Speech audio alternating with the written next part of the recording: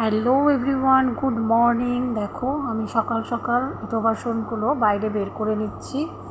তারপরে আমি এক গাদা জামা কাপড় বের করে নিলাম, এগুলো কেচে নিতে হবে। তারপরে বসে বসে ভাবছি যে আমি এই কাজগুলো কখন শেষ করব, আর শেষ করে এক কাপ চায়ে চুমুক দেব। তারপরে দেখো এইদিকে প্রকৃতির দৃশ্য দেখতে দেখতে কাজে লেগে পড়লাম।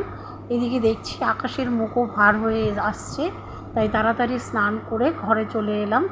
এক কাপ চা করে ছেঁকে নিয়ে প্লেটে তো নিইনি, বাটিতেই বিস্কিট নিয়ে দুটো বিস্কিট নিয়ে বসে পড়বো।